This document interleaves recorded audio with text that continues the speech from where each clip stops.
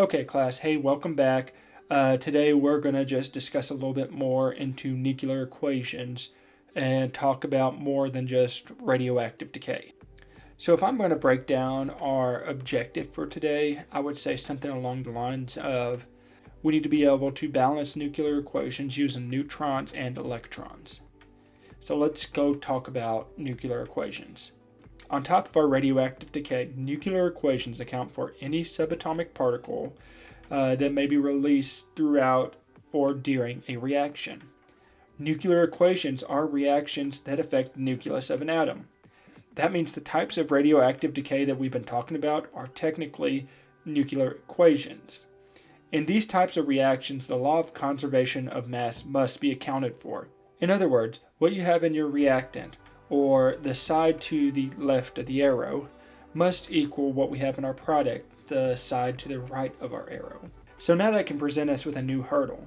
If we are given a certain transmutation of an atom that does not fulfill the law of conservation of mass, how then do we account for the missing mass?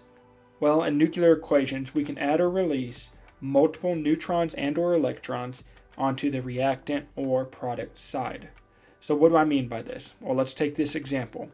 If we take polonium-214 and it goes through an alpha decay twice to form radon-222, illustrate this reaction. Well, the first thing I'm going to do is write what I've read. So I have 214.86 PO or polonium plus 42 helium plus another 42 helium yields 222.86 radon. We can simplify the two alpha decays by just writing a 2 as a coefficient out in front of the entire atom. These coefficients will multiply whatever is behind it by itself. So instead of writing 42 helium plus 42 helium, we can just write 2 42 heliums. This way it lessens the amount that we have to write. So now our equation reads 214.86 PO plus 2 42 helium yields 222.86 radon. We still have an issue though. Our total atomic mass on the right side of this equation is now equal to 222, which equals the atomic mass of radon. But our issue is when it comes to the number of protons. If we add up all the protons together on the reactant side, we get 88 protons. 84 from polonium and 4 from our two alpha particles. In order to conserve mass, we're going to have to reduce the number of protons on the reactant side. This is where releasing a specific subatomic particle comes into play. In nuclear equations, we can release electrons or neutrons. Electrons are represented by 0, -1 e, and neutrons are represented by 1, 0 n. This is the way I look at it. If we need to reduce the number of protons, then we're going to use electrons. If we need to increase the atomic mass, then we're going to use neutrons. So let's go back to our polonium. So we have 214.84 polonium plus 242 helium plus blank yields 222.86 radon. We need to decrease the number of protons on the reactant side. So we are going to add electrons to it.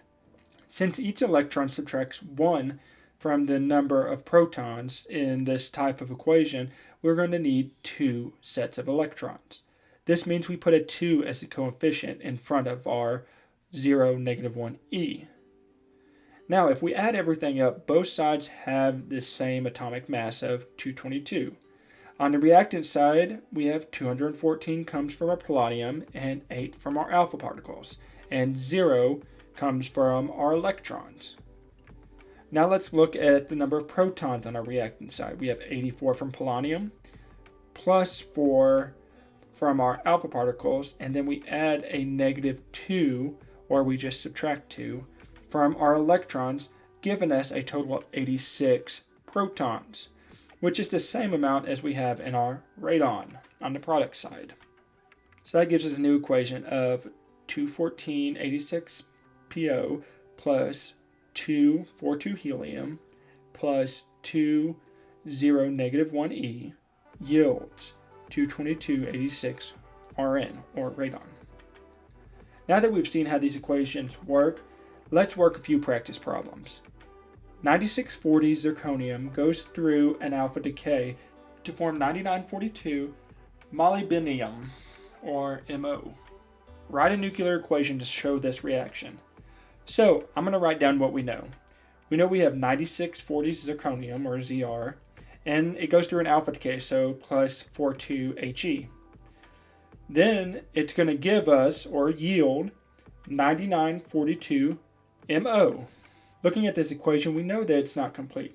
We see that the atomic mass is accounted for on the reactant side as 100, the 96 from the zirconium and 4 from the helium, or alpha particle.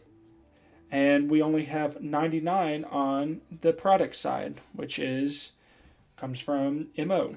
We also see that the number of protons are equal on both sides, so we don't have to worry about them.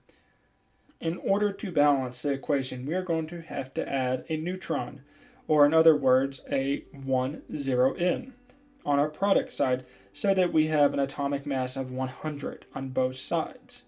This means our nuclear equation should read the following: 9640 Zr plus 42 helium yields 9942 Mo plus 10N. If we add up our atomic masses, we have 100 atomic mass units on both sides, and our protons are equal, so this is all we have to do for this equation. Okay, one last example. Element X is very unstable and releases a neutron.